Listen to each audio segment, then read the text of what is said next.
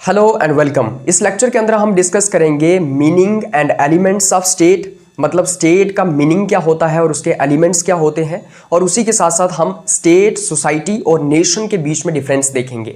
अक्सर लोग state, society और नेशन एक ही चीज़ समझते हैं कि नेशन और स्टेट एक ही होते हैं, कंट्री, नेशन, स्टेट एक ही होते हैं, लेकिन इनके बीच में भी डिफरेंस होता है।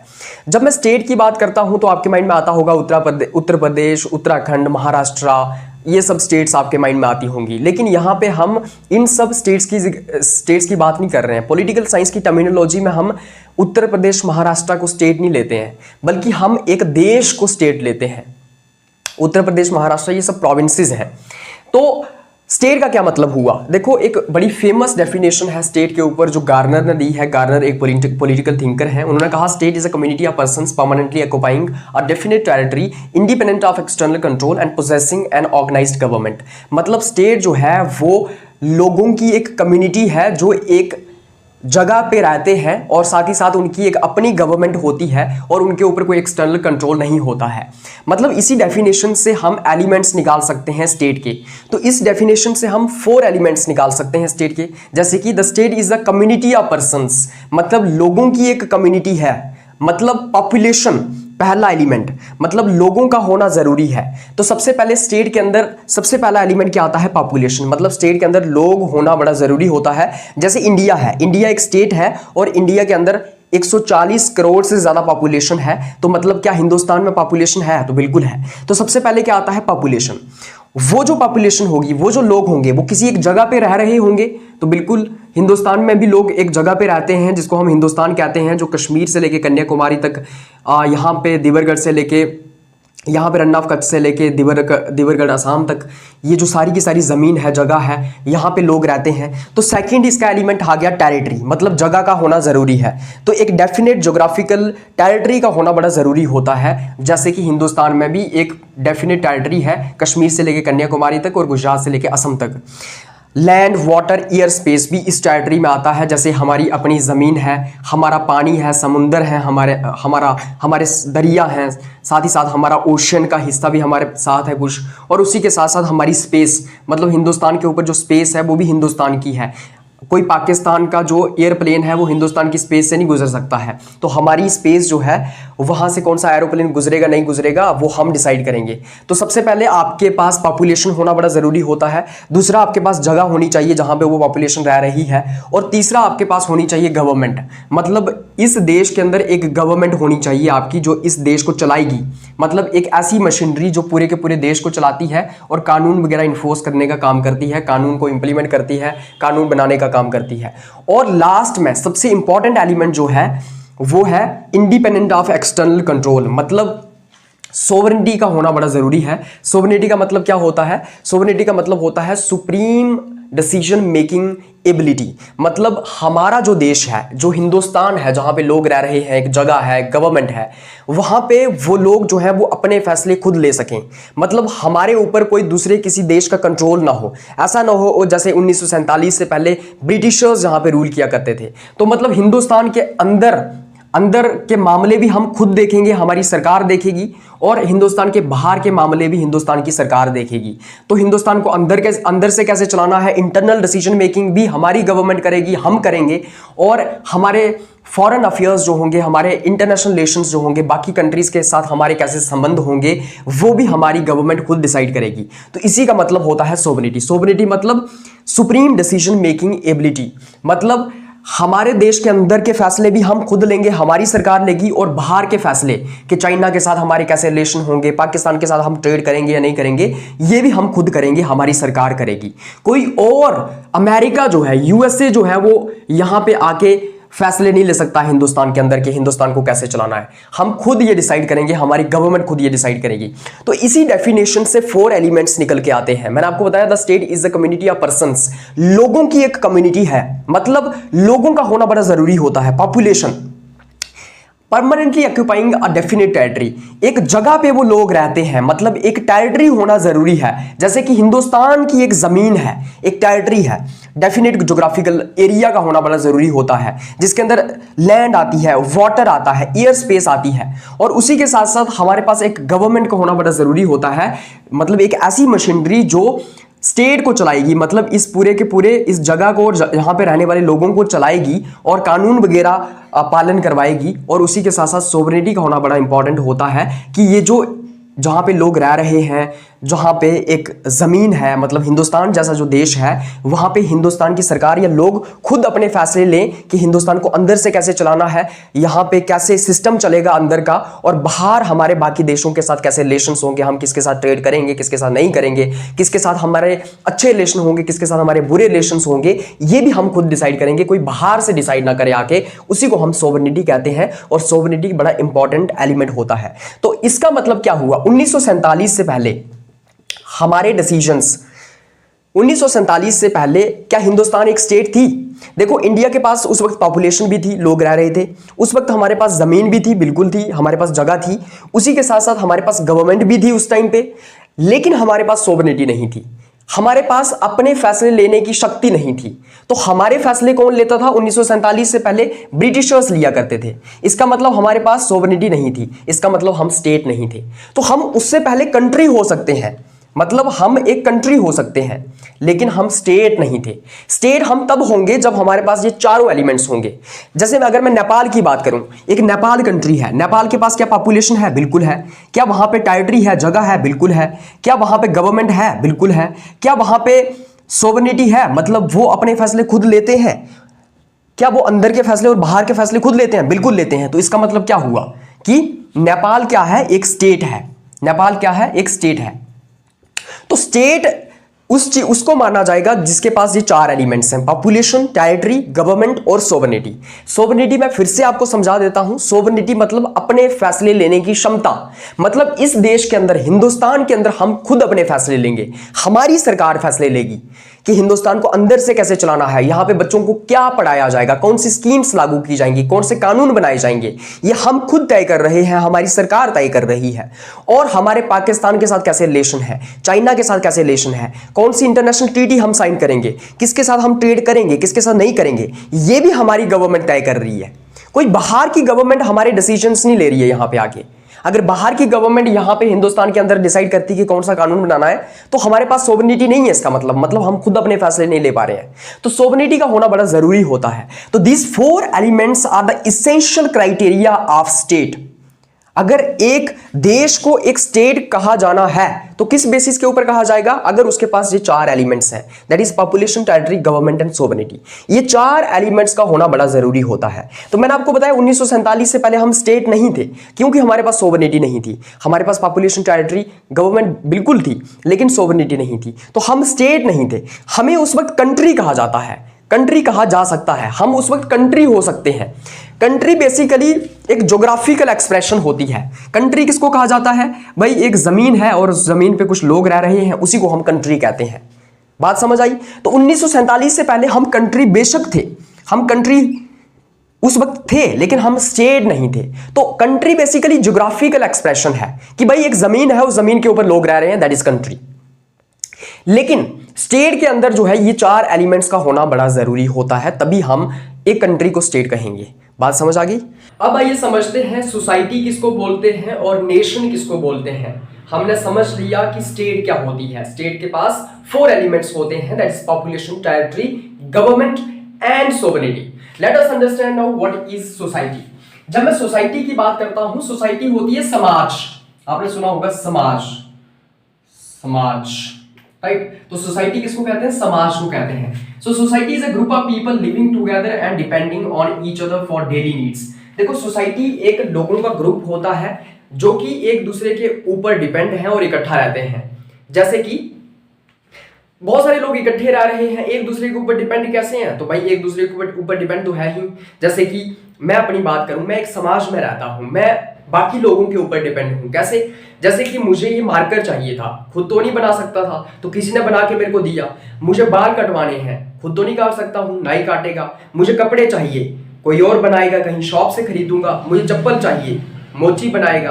तो मैं अपनी बहुत सारी चीजों के लिए जो है दूसरों के ऊपर डिपेंड है। जितनी भी मेरी जरूरतें हैं, मैं दूसरों के ऊपर डिपेंड हूं। मैं एक समाज में रहता हूं और वो समाज मेरी जरूरतें पूरी करता है। जैसे कि मुझे अगर म्यूजिक सुनना है, तो म्यूजिक कुछ लोग हैं, कुछ सिंगर्स हैं जो म्यूजिक मुझे सुनाएंगे। मुझे जैसे क्या करना है, मुझे स्पोर्ट्स देखना है, तो हमारे पास कुछ क्रिकेट खेलते हैं लोग, कुछ लोग बैडमिंटन खेलते हैं, मैं स्पोर्ट्स देखूंगा।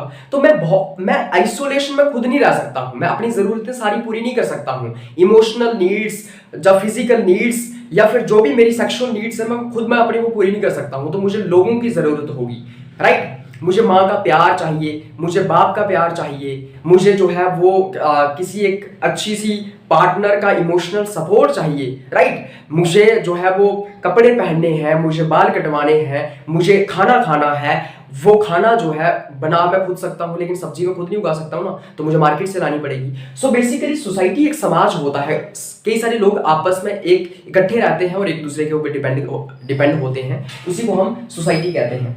जैसे कि अगर मैं सोशल सिस्टम की बात करूं, सोशल सिस्टम के अंदर जो है कई सारे रिलेशनशिप होते हैं लोगों के, कोई भाई बहन है, कोई बेटा और बाप है, कोई जो है वो दोस्त है, फैमिली होती है, परिवार होता है, फ्रेंडशिप होती है लोगों की, रिलीजन होता है, मजहब होता है, इकोनॉमी होती है, एजुकेशन है, कल्चर है। ये सब चीजें जो है वो सोशल सिस्टम के अंदर आती हैं। तो सोशल सिस्टम के अंदर क्या क्या आता है, आपके कई सारे रिलेशनशिप आते हैं, आपकी फैमिली आती है, फ्रेंडशिप आती है, रिलीजन आता है, इकोनॉमी आती है, एजुकेशन आती है, कल्चर आता है, एटसेट्रा। मतलब बहुत सारी चीजें आती हैं सोशल सिस्टम के अंदर, एक सोसाइटी के अंदर, एक सोशल सिस्टम के अंदर। So it is social system where people form relationship through family, friendship, religion, economy, education, culture etcetera. ये एक सोशल सिस्टम ही होता है जहां पे लोग जो है अपने संबंध बनाते हैं फैमिली के जरिए, या फ्रेंडशिप होती है, या फिर मजहब के थ्रू, या economy, education, culture etcetera. It is natural. अब सोसाइटी जो है ना वो नेचुरल है। Wherever humans live together, society automatically forms। जहां पे भी लोग इकट्ठे रहते हैं वहां पे समाज अपने आप बन जाता है, सोसाइटी खुद बन जाती है। Society is wider than state because it covers all aspects of life, not just politics. तो सोसाइटी एक ब्रॉडर कंसेप्ट है, मतलब स्टेट से भी ज्यादा ब्रॉडर कंसेप्ट है, क्योंकि इसके अंदर कई सारे एस्पेक्ट्स आपकी लाइफ के कवर किए जाते हैं, सिर्फ पॉलिटिक्स कवर नहीं की जाती है। अगर मैं स्टेट की बात करूं तो स्टेट के अंदर मेनली पॉलिटिक्स की ही तो बात होती है ना। जब मैं स्टेट की बात करूं तो वहां पे बेसिकली पॉलिटिक्स की ही बात हो रही है कि कैसे लॉज बनाए जाने हैं, कैसे लॉज को इंप्लीमेंट किया जाएगा, कैसे पॉलिसीज बनाई जाएंगी। अब कोई सरकार ये तो नहीं कहती है कि आपका भाई का और आपका क्या रिश्ता होगा, आपकी वाइफ का और आपका क्या रिश्ता होगा, आपके पेरेंट्स के साथ आपका क्या रिश्ता होगा, आपके इमोशनल नीड्स क्या है। ये तो आपको कोई सरकार नहीं कहेगी ना, ये तो आपकी इंडिविजुअल लाइफ है ना। तो स्टेट के अंदर सिर्फ पॉलिटिक्स को टच किया जाता है, मतलब एक एस्पेक्ट सिर्फ पॉलिटिक्स उसके अंदर देखी जाती है। लेकिन सोसाइटी के अंदर आपके रिलेशनशिप भी आते हैं, आपकी फैमिली भी आती है, आपके फ्रेंडशिप भी आते हैं, आपका मजहब आता है, आपकी जो स्टेट है, आपका जो देश है, आपकी गवर्नमेंट जो है वो आपके मजहब को तो टच नहीं कर सकती है कि मजहब में आप कैसे पूजा करोगे, कौन से गॉड को मानोगे, कौन से गॉड को नहीं मानोगे, आपका क्या फेथ होगा। ये सोसाइटी के अंदर आता है, ये स्टेट के अंदर नहीं आता है। तो रिलीजन आपका सोसाइटी के अंदर कवर होता है, आपकी इकोनॉमी सोसाइटी के अंदर कवर होती है, एजुकेशन, कल्चर, इवन की पॉलिटिक्स भी सोसाइटी के अंदर कवर होती है। तो आप यूं समझ लीजिए कि सोसाइटी एक दरिया है और उस दरिया के अंदर जो है एक समुद्र जाता है जो कि स्टेट है।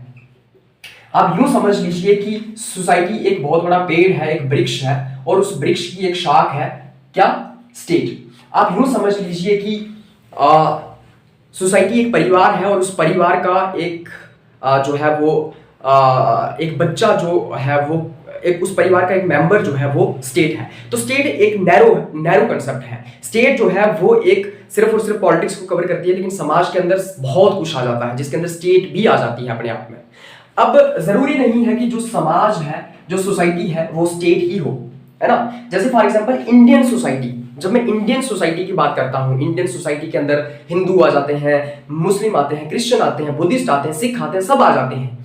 जब मैं इंडियन सोसाइटी की बात करता हूं तो इंडियन सोसाइटी जो है 1947 से पहले हम स्टेट नहीं थे। जैसे कि मैंने आपको बताया 1947 से पहले हम स्टेट नहीं थे, मतलब इंडियन सोसाइटी जो थी वो एग्जिस्ट करती थी, मतलब स्टेट के बिना भी सोसाइटी एग्जिस्ट कर सकती है।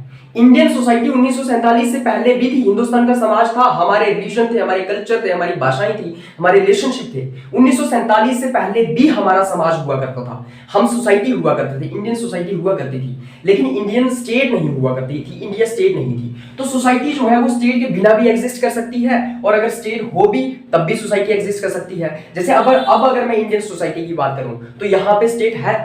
अब सोसाइटी जो है वो सिर्फ इंडियन सोसाइटी नहीं आती है, हम एशियन सोसाइटी भी कह सकते हैं, एशियन सोसाइटी। अब एशियन सोसाइटी के अंदर तो बहुत सारी स्टेट्स आ जाती हैं भाई, एशिया के अंदर चाइना, उसी के साथ साथ इंडिया, पाकिस्तान, ये सब देश आते हैं। तो इसका मतलब एक सोसाइटी के अंदर बहुत सारे देश हो सकते हैं, बहुत सारी स्टेट्स हो सकती हैं। तो सोसाइटी एक ब्रॉडर कंसेप्ट है। सोसाइटी बेसिकली आपके रिलेशनशिप, आपकी फैमिली, आपकी फ्रेंडशिप, आपके रिलीजन, इकोनॉमी, एजुकेशन को कवर करती है। ये नेचुरल प्रोसेस से बनती है, मतलब जहां पे भी लोग इकट्ठे रहते हैं वो समाज बन जाता है। ये एक लोगों का ग्रुप होता है जो इकट्ठे रहते हैं और एक दूसरे के ऊपर अपनी डेली नीड्स के लिए डिपेंड होते हैं। और उसी के साथ साथ सोसाइटी जो है एक ब्रॉडर कंसेप्ट है, ये आपके लाइफ के सभी एस्पेक्ट्स को टच करती है, सिर्फ और सिर्फ पॉलिटिक्स को ही टच नहीं करती है। उसके बाद हम बात करते हैं नेशन की। अब नेशन क्या होता है? आपने अक्सर सुना होगा, आप समझते होंगे कि नेशन और स्टेट एक ही होते हैं, लेकिन नेशन अलग चीज होती है। Nation is basically a community of people who feel United because of common things like history, culture, language, traditions etcetera. Nation एक लोगों का समूह होता है, लोगों का ग्रुप होता है जो कि आपस में जुड़ा हुआ महसूस करते हैं, जो कि आपस में कनेक्टेड महसूस करते हैं। किसके बेसिस के ऊपर? हो सकता है उनका इतिहास एक हो सकता है उनका कल्चर एक हो सकता है उनकी लैंग्वेज, भाषा एक हो सकता है उनका ट्रेडिशन एक हो सकता है उनका रिलीजन एक हो। जैसे जम्मू में रहने वाले डोगरे जो हैं वो डोगरी बोलते हैं, इसलिए आपस में जुड़ा हुआ महसूस करते हैं। और जब मैं दिल्ली जाता हूं और मुझे लगता है कि मुझे देखने को मिलता है कि कोई इंसान वहां पे डोगरी मिल रहा है, डोगरी बोल रहा है, तो एक अलग ही कनेक्शन आता है अंदर से, एक अपनापन महसूस होता है कि यार ये तो डोगरी बोल रहा है। तो वो जो जुड़ाव है, भाषा के आधार पर जुड़ाव। जैसे कि अगर आप अमेरिका चले जाएं और अमेरिका में अगर आपको कोई हिंदी बोलने वाला व्यक्ति मिल जाए तो आपको एक अलग ही जुड़ाव महसूस होगा उसके साथ, यार ये तो हिंदी बोल रहा है, ये तो अपना है। तो जो अपनापन होना चाहिए, मतलब नेशन के अंदर लोगों के बीच में अपनापन होता है, एक जुड़ाव महसूस होता है, एक फीलिंग ऑफ वननेस होती है। क्या होती है? Feeling of oneness. Feeling of oneness मतलब एक जुड़ाव महसूस होता है, या फिर फीलिंग ऑफ ब्रदरहुड महसूस होती है, मतलब भाईचारे की फीलिंग। तो लोगों के बीच में भाईचारे की फीलिंग होना, एक जुड़ाव महसूस होना, अपनापन महसूस होना, उसी को हम रिलीजन कहते हैं। अब ब्रदरहुड महसूस क्यों होता है? मतलब अब एक जुड़ाव महसूस किस आधार पे हो रहा है? हो सकता है कि तुम दोनों एक ही मजहब से बिलोंग करते हो, तो किसी मुस्लिम को अगर दूसरा मुस्लिम दिख जाएगा तो उसके साथ वो जुड़ा हुआ महसूस करेगा, उसको लगेगा यार ये तो मेरे ही धर्म का आदमी है, तो वो भाईचारा आ जाएगा वहां पे। जैसे एक पंजाबी को, पगड़ी पहनने वाले पंजाबी को टर्बन पहने हुए दूसरा कोई एक पंजाबी मिलता है तो उनमें आपस में एक जुड़ाव महसूस होता है, एक कनेक्शन, इमोशनल बॉन्डिंग महसूस होती है। तो वो लगते हैं यार ये तो अपना बंदा है यार। तो बेसिकली नेशन लोगों का एक समूह होता है जो आपस में अपनापन महसूस करते हैं, एक जुड़ाव महसूस करते हैं, एक भाईचारे की फीलिंग होती है जिनके अंदर।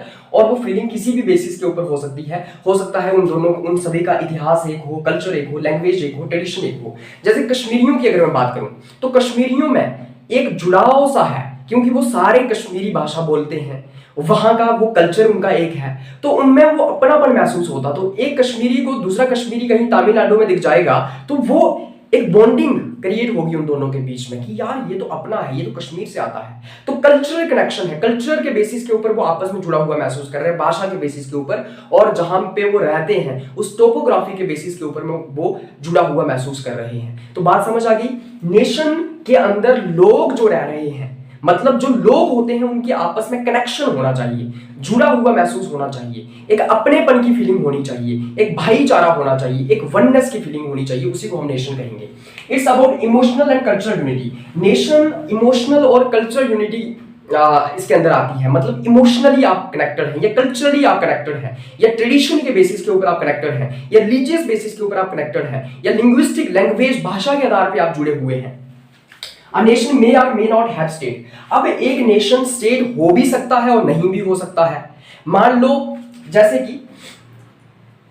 कि जो पंजाबी हैं, पंजाबी बोलने वाले लोग और जो पगड़ी पहनते हैं, जो सरदार होते हैं, वो बेसिकली आपस में जुड़ा हुआ महसूस करते हैं। तो पंजाबी जितने भी हिंदुस्तान में रहते हैं वो आपस में जुड़ा हुआ महसूस कर रहे हैं, लेकिन वो नेशन जरूर हो सकते हैं। पंजाब एक नेशन जरूर हो सकता है, क्योंकि पंजाब के लोग क्योंकि पंजाबी बोलते हैं तो आपस में जुड़े हुए हैं, उसी के साथ साथ वो उनका कल्चर एक जैसा है तो आपस में जुड़े हुए हैं, एक तरीके की गालियां निकालते हैं तो आपस में जुड़े हुए हैं, म्यूजिक एक तरीके का सुनते हैं तो आपस में जुड़े हुए हैं। तो पंजाब एक नेशन जरूर हो सकता है, लेकिन एक स्टेट नहीं हो सकता। कैसे?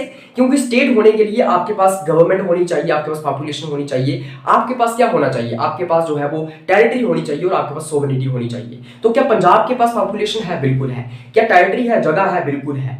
क्या गवर्नमेंट है वहां पे? बिल्कुल है। क्या सोवरेनिटी है? नहीं, वो खुद अपने फैसले नहीं ले सकते हैं, उनके ऊपर सेंटर की गवर्नमेंट बैठी हुई है। मतलब सेंट्रल गवर्नमेंट चाहे तो वहां पे पंजाब के अंदर अपने हिसाब से कैसे भी रूल कर सकती है। तो बात समझ आई, उनके पास सोवरेनिटी नहीं है। तो आपको ये समझना है कि एक स्टेट के अंदर कई सारे नेशंस हो सकते हैं। जैसे हिंदुस्तान एक स्टेट है, लेकिन इसके अंदर कई सारे नेशंस हो सकते हैं। जैसे पंजाबी एक अलग नेशन हो सकता है, कश्मीरियों का एक अलग नेशन हो सकता है, तामिल्स का एक अलग नेशन हो सकता है। मतलब पंजाबी बोलने वाले लोग पंजाब, वो अलग नेशन हो सकता है। कश्मीरी अपने आप को अलग नेशन मानते हैं, वो आपस में जुड़े हुए हैं। तामिल अपने आप को अलग नेशन मानते हैं, लेकिन पंजाब, कश्मीर और तामिल अपने आप में स्टेट तो नहीं है ना। इनके पास पॉपुलेशन, टेरिटरी और साथ ही साथ गवर्नमेंट और सोवरेनिटी नहीं है। इनके पास खास करके सोवरेनिटी नहीं है, जो कि बहुत जरूरी है। सोवरेनिटी मतलब अपने फैसले खुद लेना, लेकिन ये अपने फैसले तो नहीं ले सकते हैं। मतलब सेंटर की, भारत की सरकार इनके फैसले लेती है। तो ये आपको समझना है कि हिंदुस्तान के अंदर अलग अलग देश नेशंस हो सकते हैं। अब ये कहा जाता है कि हिंदुस्तान स्टेट जो है, इंडियन स्टेट जो है, ये पूरा का पूरा एक नेशन भी है। तो इंडियन स्टेट जो है, मतलब इंडियन एक स्टेट है, मतलब हिंदुस्तान एक ही स्टेट है, लेकिन इसके अंदर बहुत सारे नेशन हो सकते हैं। लेकिन क्या हिंदुस्तान एक स्टेट है और एक नेशन है? मतलब वन स्टेट वन नेशन है हम? कुछ लोग मानते हैं कि हम वन स्टेट वन नेशन है, मतलब पूरा हिंदुस्तान एक नेशन है, पूरी इंडियन स्टेट एक नेशन है। और कुछ लोग मानते हैं कि बहुत सारे नेशन है हिंदुस्तान के अंदर। अब अगर हम एक नेशन है, तो आपको ये समझना है कि क्या हिंदुस्तान में रहने वाले सारे लोग आपस में जुड़ा हुआ महसूस करते हैं? तो कुछ लोगों का ये कहना है कि करते हैं भाई, हमारा एक ही राष्ट्रगान है, हमारा एक ही देश है, हमारा एक ही इतिहास है, तो हमारा एक ही कल्चर है, तो हम आपस में जुड़ा हुआ महसूस करते हैं सारे लोग, इसलिए हम नेशन है, पूरी इंडियन स्टेट नेशन है। और कुछ लोगों का ये कहना है कि नहीं भाई, हम लोग जो है वो भाषा के आधार पर बटे हुए हैं। मतलब हिंदू आपस में जुड़ा हुआ महसूस करते हैं, मुस्लिम आपस में जुड़ा हुआ महसूस करते हैं, लेकिन हिंदू और मुस्लिम आपस में जुड़ा हुआ महसूस नहीं करते। हम भाषा के आधार पर बटे हुए हैं, हम मजहब के आधार पर बड़े हुए हैं, हम जातियों के आधार पर बड़े हुए हैं, हम क्षेत्रवाद, रीजन के आधार पर बड़े हुए हैं, क्षेत्रवाद के आधार पर बटे हुए हैं। तो कुछ लोग कहते हैं कि हिंदुस्तान के अंदर बहुत सारे नेशंस हैं, इंडियन स्टेट के अंदर बहुत सारे नेशंस हैं, और कुछ लोग कहते हैं कि नहीं, हम एक ही नेशन है, सारे लोग आपस में कहीं ना कहीं जुड़े हुए हैं किसी न किसी आधार पे। लेकिन कुछ लोगों का ये कहना है कि नहीं, हम बटे हुए हैं, हम जुड़े नहीं हुए हैं। अब आपको मैंने एग्जांपल दे दी कि एक स्टेट है लेकिन उसके अंदर बहुत सारे नेशंस हैं, जैसे इंडिया। हालांकि विवाद है इस बात का, कुछ लोगों का ये कहना है कि इंडिया एक नेशन भी है, और हमारे पास ऐसे एग्जांपल्स भी हैं जहां पे बहुत सारी स्टेट्स हैं लेकिन वो एक ही नेशन है। मतलब दो स्टेट्स हैं और एक ही नेशन है, जैसे कि साउथ कोरिया और नॉर्थ कोरिया। साउथ कोरिया और नॉर्थ कोरिया एक ही नेशन है, दैट इज कोरियन नेशन जिसको हम कहते हैं। क्योंकि साउथ कोरिया और नॉर्थ कोरिया के लोग, दोनों स्टेट्स के लोग आपस में जुड़े हुए हैं अपने कल्चर के आधार पे। उनकी एक तरीके की शक्ल होती है, एक तरीके की उनकी जो है आइडेंटिटी है, एक तरीके की भाषा है, एक तरीके का कल्चर है, लेकिन वो स्टेट्स दो हैं। जैसे नॉर्थ कोरिया अलग स्टेट है और साउथ कोरिया अलग स्टेट है। नॉर्थ कोरिया के पास भी 4 एलिमेंट्स हैं, पॉपुलेशन, टेरिटरी, सोवरेनिटी और गवर्नमेंट, और साउथ कोरिया के पास भी 4 एलिमेंट्स हैं, टेरिटरी, पॉपुलेशन, सोवरेनिटी और गवर्नमेंट। तो दोनों स्टेट्स हैं लेकिन देश, मतलब नेशन एक ही है। जैसे कि कोरियन नेशन जिसको हम कहते हैं, कि दोनों स्टेट्स के लोग जो हैं वो आपस में जुड़े हुए हैं, आपस में कनेक्टेड महसूस करते हैं, भाईचारा है आपस में उनके बीच में, क्योंकि उनके बीच में एक फीलिंग ऑफ वननेस है, लेकिन वो स्टेट्स दो हैं। बात समझ आ गई? और हमारे पास एक ही नेशन और एक ही स्टेट की एग्जांपल भी है, जैसे जापान। जापान एक स्टेट भी है और एक नेशन भी है। जापान के पास 4 एलिमेंट्स हैं, पॉपुलेशन, टेरिटरी, सोवरेनिटी और गवर्नमेंट, और साथ ही साथ जापान के लोग आपस में जुड़े हुए भी हैं, कनेक्टेड महसूस भी करते हैं, एक अपनेपन की फीलिंग भी है, क्योंकि उनका एक ही तरीके का कल्चर है, भाषा है। बात समझ आ गई? तो एक स्टेट में बहुत सारे नेशंस हो सकते हैं, मल्टीपल नेशंस हो सकते हैं। मल्टीपल स्टेट्स जो हैं, 2 स्टेट्स में एक नेशन हो सकता है, जैसे कि कोरियन नेशन है और ये 2 स्टेट्स हैं, और एक नेशन और एक स्टेट भी हो सकती है, जैसे जापान है। बात समझ आ गई? तो इस तरीके से हम डिस्कस करते हैं कि नेशन क्या है, सोसाइटी क्या है और स्टेट क्या है। अब इनके बीच में थोड़ा सा हम डिफरेंस समझ लेते हैं, फिर आपको पूरा ये क्लियर हो जाएगा।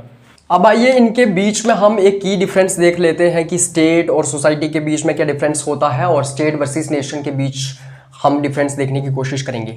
देखो, स्टेट मैंने आपको बताया पॉलिटिकल इन कैरेक्टर होती है, मतलब पॉलिटिकल एस्पेक्ट के साथ ये डील करती है, कैसे लॉ एंड ऑर्डर को इम्प्लीमेंट करना है, गवर्नमेंट वगैरह इसके अंदर आती है।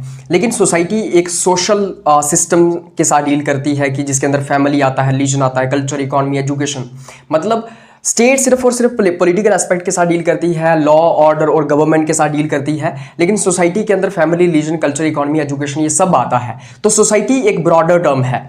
State uses forces, laws, police, army, courts. State जो है वो फोर्स का इस्तेमाल करती है, पुलिस का इस्तेमाल करती है, अगर कोई कानून नहीं मानता है तो उसको जो है वो पुनिश किया जाता है, जेल में डाला जाता है।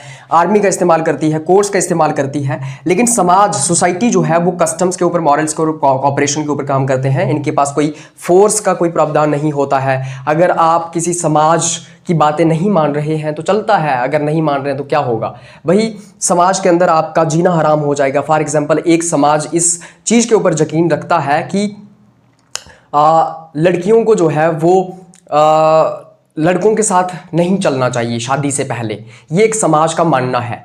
और अगर कोई लड़की चलती है मतलब लड़के के साथ, तो उससे क्या होगा, समाज उसको मारेगा तो नहीं, खाली प्रेशर होगा कि लोग क्या कहेंगे, ये सब। तो बेसिकली कस्टम्स, मॉरल्स और कॉपरेशन के ऊपर जो है सोसाइटी काम करती है। स्टेट एक नैरो कंसेप्ट है और सोसाइटी एक ब्रॉडर कंसेप्ट है, जिसके अंदर बहुत सारी चीज़ें आ जाती हैं। स्टेट वर्सेस नेशन की अगर मैं बात करूं तो स्टेट के पास 4 एलिमेंट्स होते हैं, that is population, territory, government और सोवरेनिटी। 4 एलिमेंट्स होते हैं तब एक स्टेट बनती है। अगर मैं नेशन की बात करूं तो नेशन जो है वो यूनिटी के ऊपर बेस्ड होता है कि लोगों के बीच में यूनिटी होनी चाहिए, एक इमोशनल या साइकोलॉजिकल बॉन्डिंग या फीलिंग होनी चाहिए बिलोंगिंग की, मतलब अपनापन महसूस होना चाहिए। किसी भी आधार पे हो सकता है, रीजन, कल्चर, लैंग्वेज, आपकी आइडेंटिटी, आपका जो रीजन है, इन सब चीज़ों के आधार पे जो है वो आप आपस में जुड़ा हुआ महसूस कर सकते हैं। तो इस तरीके से हम डिस्कस करते हैं meaning and elements of state और साथ ही साथ difference between state, society and nation. I hope आपको ये समझ आ गया होगा and thank you so much for watching this lecture. Bye bye, take care.